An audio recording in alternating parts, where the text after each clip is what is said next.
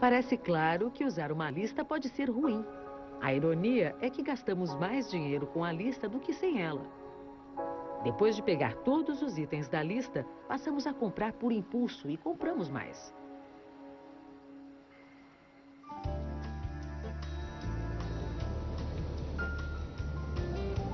Brian Wansink tentou descobrir por que compramos mais que o necessário quando vamos ao supermercado. Será que é falta de cuidado? Ele foi a mais de 400 casas em busca de produtos não utilizados.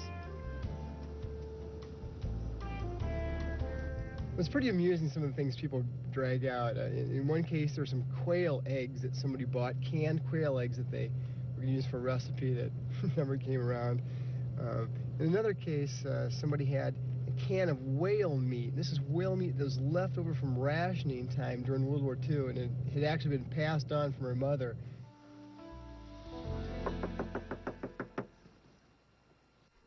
How long have you had this, marshmallow cream? With the new liquid bottom. 7 or 8 years. You think maybe I ought to throw it out? Yeah. That's right. Or give it to a friend. No, that was to make candy. There's a recipe for candy that I've been promising myself I would make, and I got it from a friend. And obviously, I've never done it. It's a Christmas, a holiday kind of thing. So, and I think now that it's time to buy another jar and let it sit for another 8 years. Oh, that is amazing. No, what is this? It's a beef brisket. Okay. But obviously it's too big for my husband and I. They didn't have anything bigger you could buy, though, right? No, that was it. He kind of thought that was a great idea, and he knows we like to have parties, but somehow it's never gotten used, and I really don't even know if I can use it now. How long has it been in there, do you think? I think about 1.5 years. I bought it last summer. Yeah. Not this last summer, but the summer before. We're essentially our own worst enemies. You know, we're the people who think we're going to have a lot of time to make something and we never make it. We're the people who anticipate the number of guests that are going to arrive at our house for a party and never arrive. Se Brian Wansink acha que somos nossos piores inimigos, o que determina os produtos que escolhemos? Como é que nós estabelecemos nosso jeito de comprar? Muitos estudos indicam que tudo depende da forma como os produtos são apresentados pelo fabricante. Quem pesquisa a influência das marcas sobre o consumidor é Jennifer Chang, que estuda marketing na Universidade Penn State. I've been studying 5 households in a suburb north of Chicago over the past 4 years.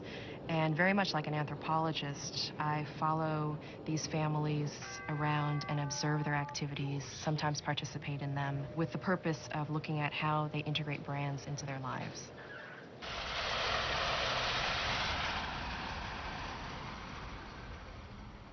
Jennifer Chang está estudando Pam Rolfe, uma dona de casa que compra no mesmo supermercado todas as semanas, o Dominic.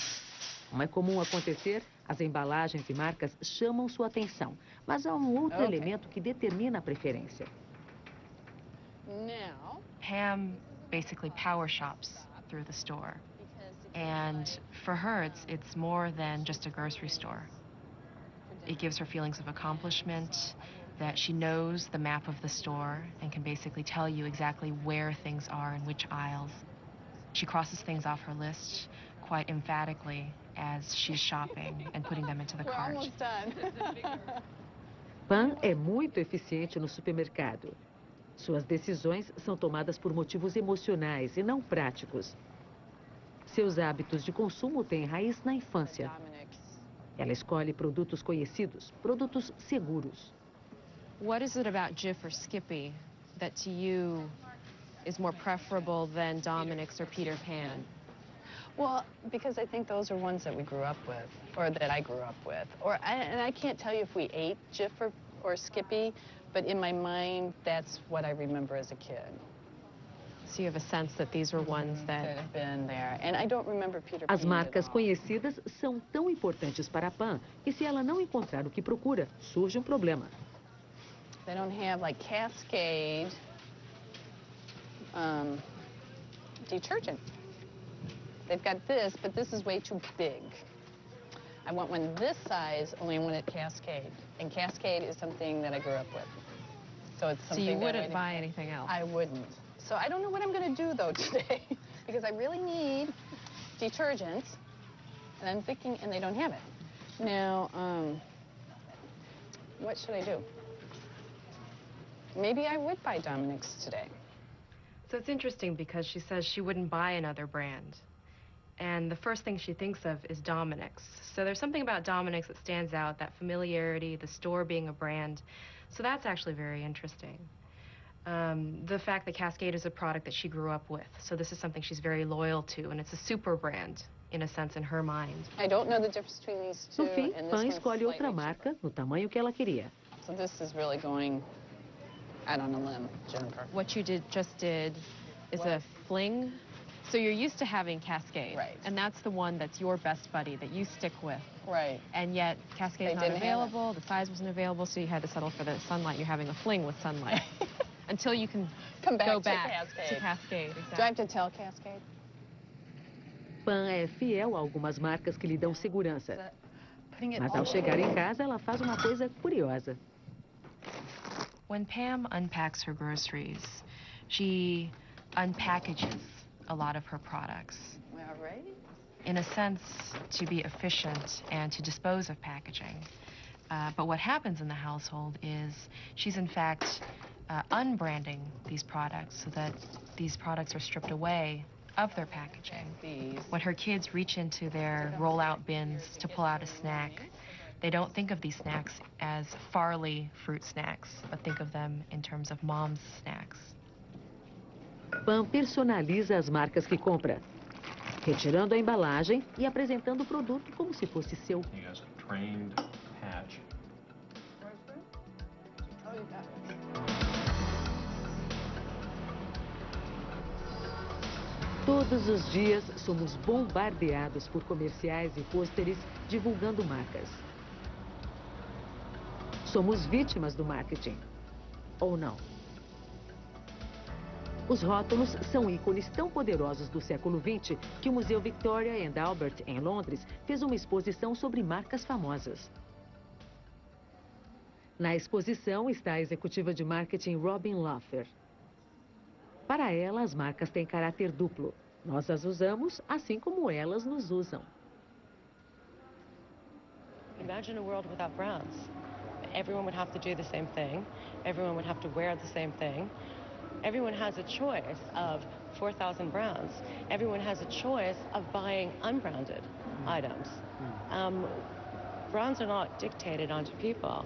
People choose brands. Comprar marcas é um atalho, uma forma rápida de dizer quem somos.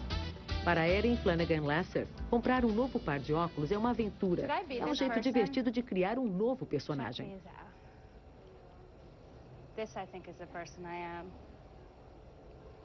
Those look really good. Wait, are these better or these? Because I've got to buy a pair right now. Everybody knows this is Prada. I mean, they just do.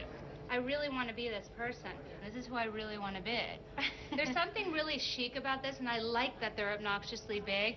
I want to be Lenny Kravitz, but I'm not. You know, if you have like a velvet gown, you know, and you put on, like, you running around a store and you put on a wonderful hat, then you feel like that person. And then you'll be in like jeans and flared pants, and it'll be like aristocrat bohemian. I like this skirt. It's like happy. It makes you want to dance. Once again, have that influence of, I'm off to see the wizard, the wonderful Wizard of Oz. I'm off, I'm off, I'm off, I'm off. And this reminds me of chestnuts. I don't know why, but, and it feels really soft. And I like the way this feels. Ooh, sorry. Sorry. Comprar a marca certa não é apenas um jeito de criar um personagem, mas também de fazer parte de um estilo de vida.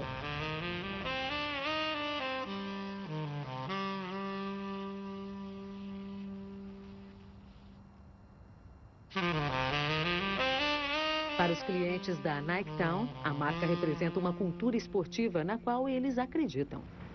It's a good brand. It's comfortable shoe. It looks nice, nice style.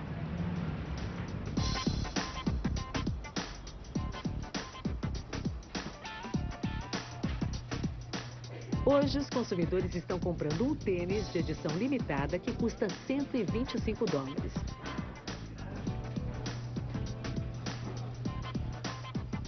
Check it out. Right now, the Michael Jordan's thing came out. Let me show you what they look like.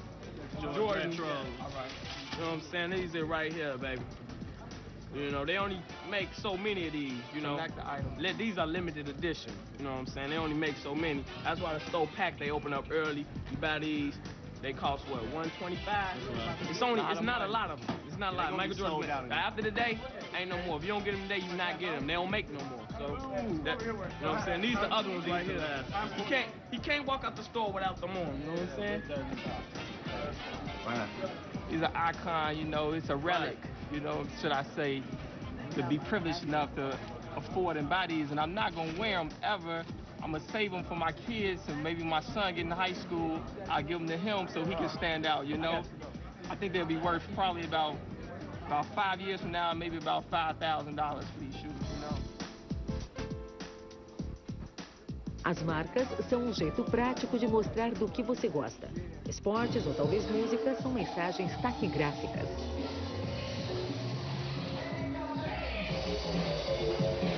Para adolescentes como Alex Herman, certas marcas de roupa significam que você faz parte de um grupo. É um código dos jovens que os pais não são capazes de entender.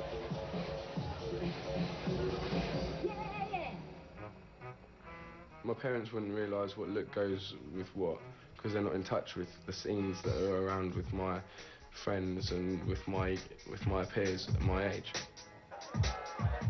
Most of my friends are into garage music because it's a very young and trendy new scene at the moment. And you've got hip-hop, which is an R&B scene, and very baggy. FUBU's a label associated with R&B and hip-hop.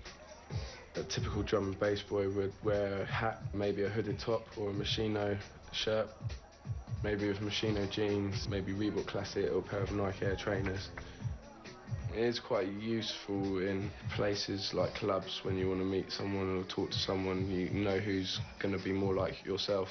So yeah, you can use it as a tool of your advantage. A lot of drum and bass people wear Moschino. They've got Moschino written all over them. Back across the bum they have an M written there. I get my inspiration from films, like Reservoir Dogs, copied the suit look out of that. Nice finish. They call it comfort. It's Polo Sport. Calvin Klein like to be associated because in their adverts they've always got slender men with good bodies wearing their jeans. I'd like to think that I'm a Calvin Klein man, if you like. Em média, os adolescentes gastam cerca de $45 por semana em roupas e acessórios. Parece incrível, mas é mais do que as meninas gastam. Elas se desfazem de $30.